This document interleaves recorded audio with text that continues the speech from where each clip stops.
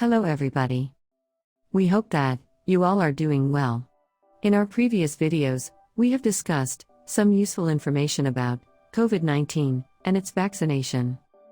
This video is a part of series of explanation about COVID-19.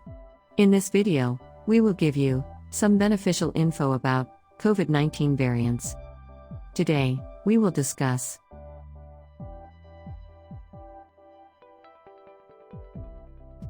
1. What is a virus variant? 2. What causes a virus to change to a new variant? 3. What are COVID-19 variants? 4. What are the threat levels for COVID-19 variants created by CDC and WHO? 5. What are the new names given to COVID-19 variants of concern, or VOC, and variants of interest, or VOI, by WHO? 6. What impact do the new variants of the COVID-19 virus have on vaccines? 7. Why is it important to get vaccinated, even if there are new variants of the virus? 8. How can we prevent future new variants of the COVID-19 virus? Let's begin.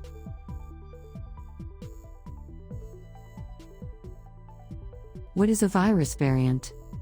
All viruses evolve over time. When a virus replicates, or makes copies of itself, it every so often changes a little bit, which is common for a virus. These changes are known as mutations. A virus, with one or more new mutations, is described as a variant of the original virus. What causes a virus to change to a new variant? When a virus is extensively spreading in a population, and causing many infections, the probability of the virus mutation increases. The more chances a virus gets to spread, the more it replicates, and the more opportunities it has to undergo alterations. Most viral mutations have no influence on the ability of virus to cause infections and disease. Dependent on where the alterations are located in the virus's genetic material, they may affect a virus's characteristics, such as its transmission or severity of disease it causes. What are COVID-19 variants? Numerous variants of the virus that causes COVID-19 have been recognized globally during this pandemic. Scientists are carefully monitoring these changes, including changes to the spikes on the surface of the virus. In this way, they can find out how alterations to the virus might affect how it spreads and how sick people will get from it.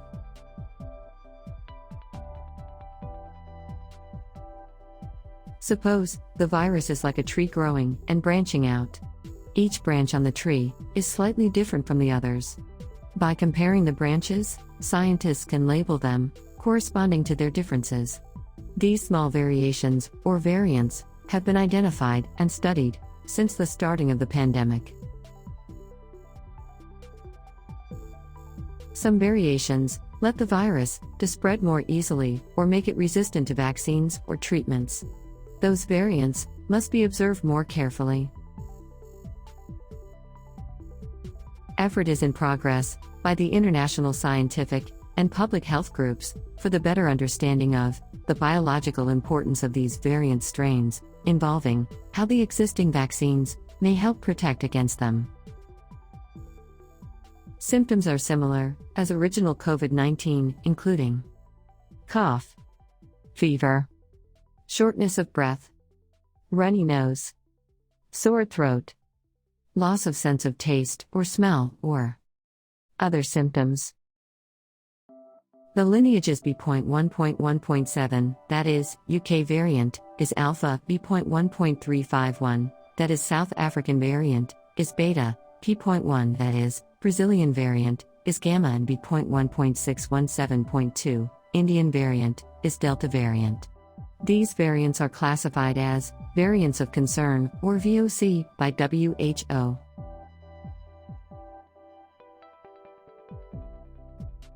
On the other hand, lineages B.1.427 and B.1.429, that is, US variant, is Epsilon. P.2, that is, Brazil variant, is Zeta. B.1.525 is Eta, which has been detected in multiple countries. P.3, that is Philippine variant, is Theta. B.1.526, that is US variant, is Iota. B.1.6171, that is Indian variant, is Kappa. C.37, that is Peruvian variant, is Lambda.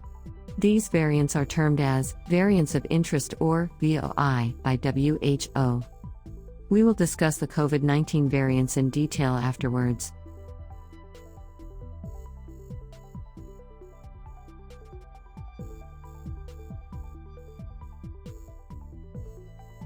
What are the threat levels for COVID-19 variants, created by CDC and WHO?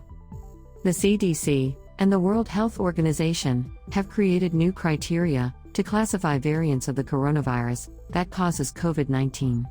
These criteria are designed to clarify how much is known about recent changes to the circulating viruses, as well as the levels of conveying risk.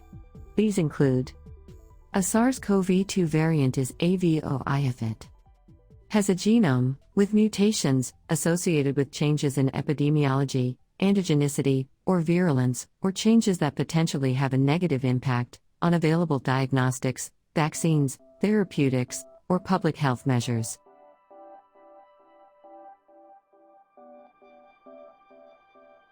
And is known to cause community transmission, or multiple COVID-19 cases or clusters in a country, or has been detected in multiple countries. Or is otherwise assessed to be a VOI by WHO.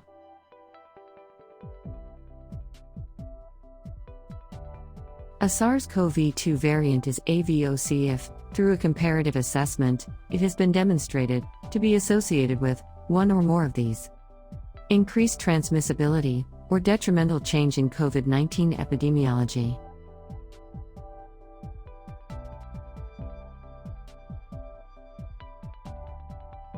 Increased virulence, or change in clinical disease presentation. Decreased effectiveness of available diagnostics, vaccines, therapeutics, or public health measures. Or is otherwise assessed to be AVOC by WHO. Until now, evidence indicates that variants of concern spread more easily than the original strain, suggesting they are more contagious and may also cause more severe illness. So, the increased spread of COVID-19 would lead to more illness, hospitalizations, and deaths.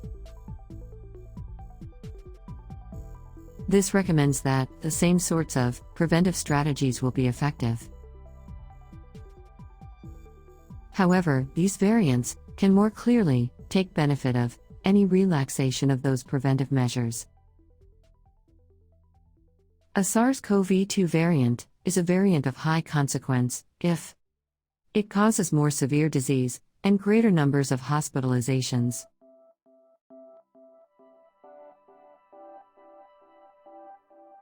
It has also been revealed to defeat medical countermeasures, such as vaccines, antiviral drugs, and monoclonal antibodies. Until now, none of the variants meets this definition. What are the new names given to COVID-19 variants of concern, or VOC, and variants of interest, or VOI, by WHO? The World Health Organization has disclosed new names for COVID-19 variants of concern, or VOC, and variants of interest, or VOI, which were previously been known by multiple names and numbers. World Health Organization has used letters of Greek alphabet to identify them. Here the question arises, why Greek alphabets are used to name them?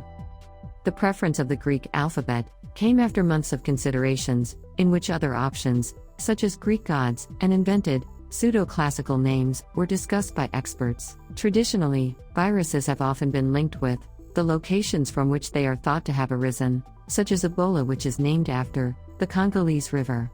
But this can harm the reputes of those places, and is often inaccurate. For instance, the origin of so-called Spanish flu pandemic of 1918 are unknown. On the other hand, the numbers are confusing, even at times, for the scientists working with them. Some international guidance was needed to name those variants. That's why Greek alphabets are used to identify the COVID-19 variants.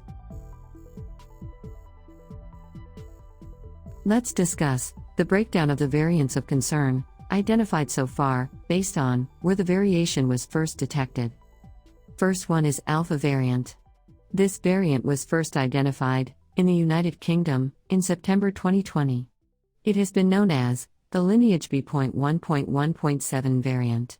It has now been designated as Alpha. It is estimated to be 40 to 80% more transmissible than the wild type SARS-CoV-2. The variant is also noteworthy for having more mutations than normally seen. Second one is Beta variant.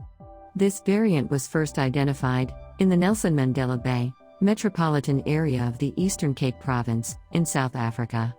It is lineage B.1.351, which is now known as Beta. Third one is Gamma variant. This variant was first emerged in December 2020. This variant of SARS-CoV-2 has been named lineage P.1 and has 17 amino acid changes, 10 of which are in its spike protein, including these 3, designated to be of specific concern, N501Y, E484K, and K417T. Fourth one is Delta variant. This fourth variant of concern, which has been given a Greek alphabet moniker, is B.1.617.2, which was first detected in India in October 2020. Experts now believe the Delta strain is likely more transmissible.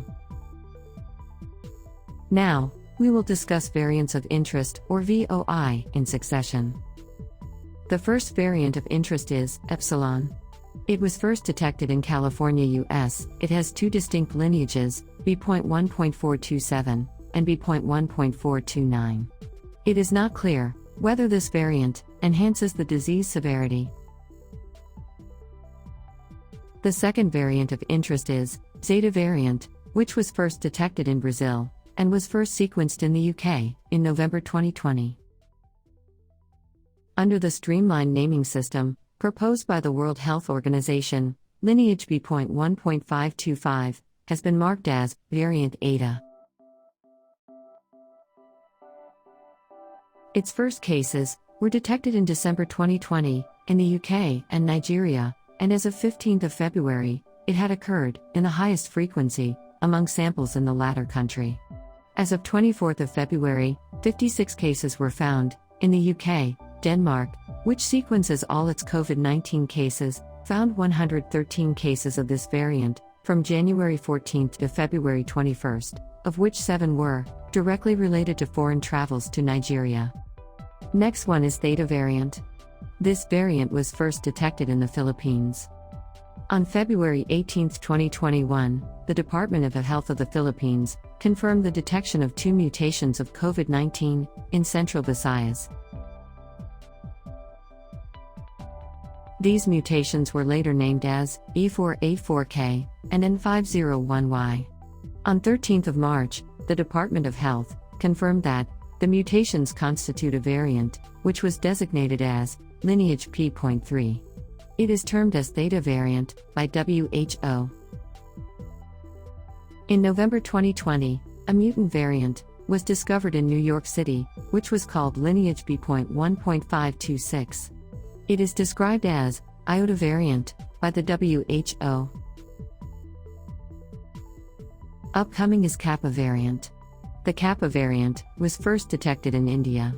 SARS-CoV-2 Kappa variant is one of the 3 sublineages of lineage B.1.617. First identified in Peru, the Lambda lineage was categorized as a global variant of interest due to a higher predominance in South America. It is also known as lineage C.37.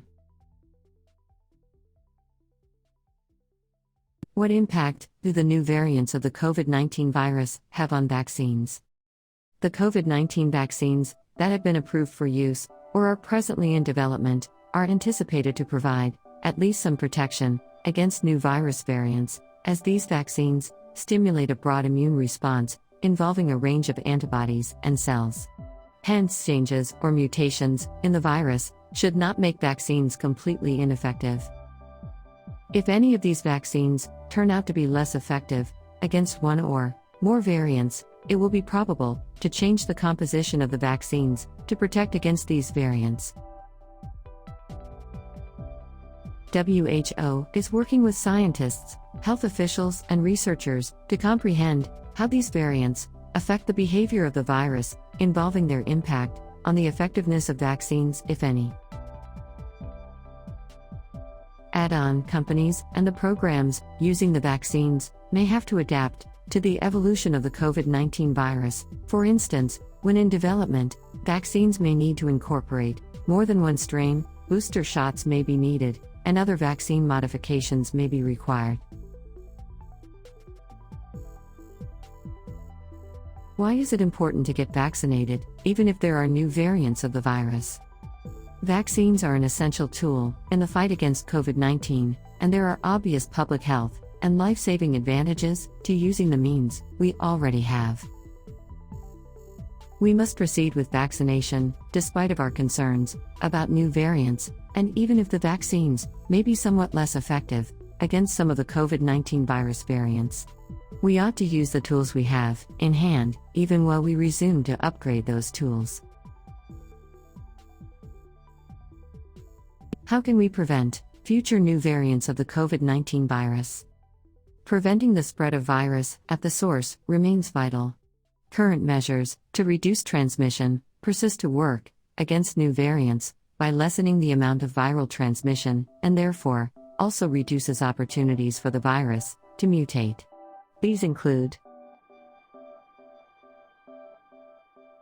frequent hand washing, wearing a mask, physical distancing, good ventilation, and avoiding crowded places or closed settings, reducing the number of close contacts, staying home when sick, getting tested if you have any symptoms of COVID-19.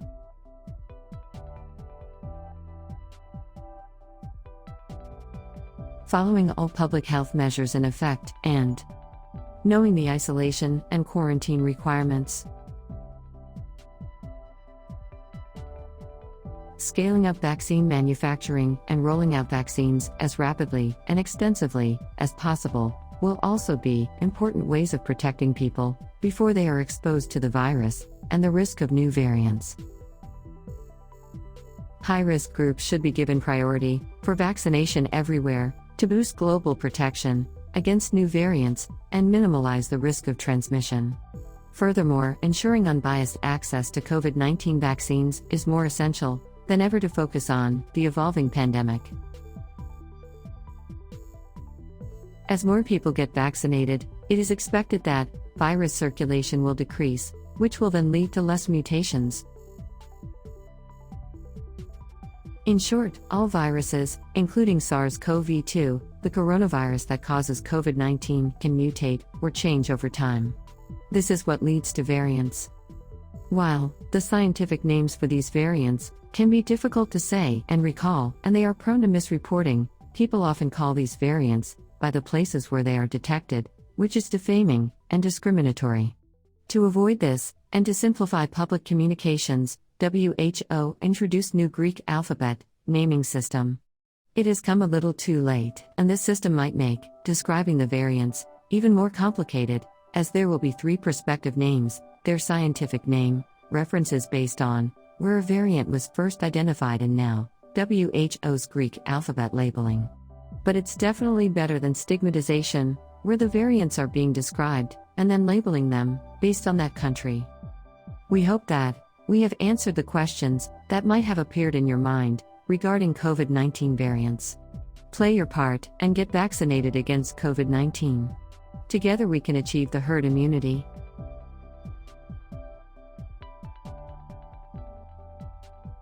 Thank you.